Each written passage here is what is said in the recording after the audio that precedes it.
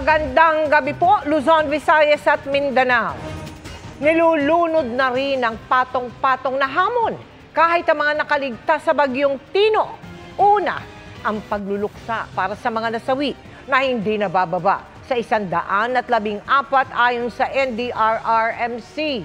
Ang ibang namatayan, isinasabay pa ang paghahanap sa iba nilang kaanak, gayon din ang pagtawid sa sariling pangangailangan tulad ng pagkain at maiinom. At mga kapuso, dito nga po sa Liloan, Cebu, kalunos-lunos ang nakita kong epekto ng bagyo, kabilang ang pag-apaw ng isang ilog. Sa gitna nito, walang pagod ang pagsuyod sa putik at debris ng mga nagkakasanang search and retrieval operations. Narito ang aking report.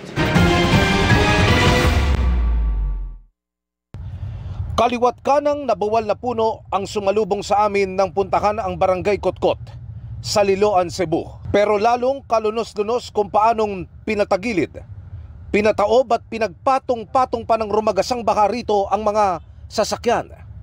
Ang iba, sumampa na sa bakod. Maraming bahay ang nawasak. Ang mitya ng hindi inaasahang pagragasa ng tubig, ang pag-apaw ng Kotkot River na sumira pa sa dike.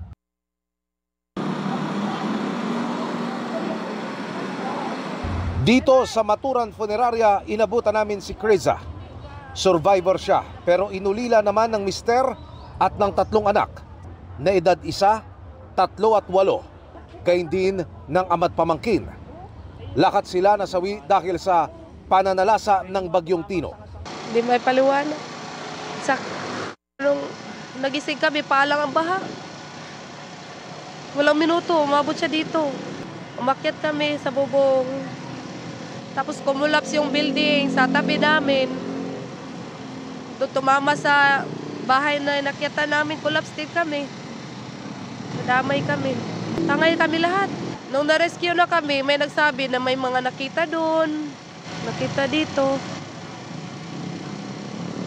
Pumunta kami, naghanap. Sabay sa pagluksa ang pag-aalala pa para sa ina, tiyahin at 2 pamangkin na hindi pa rin nakahanap. Kaya nagsusumamo si Criza sa mga otoridad. Sana matulungan. Hindi namin pa alam paano magsimula. Wala ng bahay. Wala lahat. Wala pamilya. Sana mahanap ang mama, pap, mga pinsan ko. Sana may magpadala ng crane para mahukay. Kasi ngayon mga tao lang talaga naghahanap, ma'am. Manual lang talaga, pero may marami pang natabunan. Wala namang oras na inaksaya ang mga otoridad. Katunayan, inabutan namin ng ilang tauhan ng Philippine Air Force na masinsin pero maingat na ginagalugad ang bahagi ng barangay para sa search and retrieval. Kasama po natin ngayon ang mga taga-Philippine Air Force. Ipe-penetrate nila itong subdivision na ito sa Liloan sa pagbabakasakali na meron pang pwedeng mailigtas, maisalba mula ho na area na lubos na naapektuhan ng biglaang pagtaas ng tubig. Sinuyod namin ang nasalantang subdivision. Ganito po ang itsura ng mga kalsada sa loob ng subdivision na ito. Saan ka man lumingon, kung hindi putik, mga sasakyang sumalansan at nagkapatong-patong. Dahil na lamang po dito. Hindi basta ma-penetrate dahil cleared yung kalsada. Sa isa pang subdivision sa Liloan, pinalikan naman ng pamilya Borses ang alaga nilang aso na naiwan sa bubong sa kasagsagan ng bagyo. Nakatali dyan sa yung tubig, nandito na. Mga kapuso, bukod sa kuryente, tubig, pagkain at damit, isa po sa mga ipinapanawagan pa ng mga residente ng subdivision na ito sa Liloan, Cebu.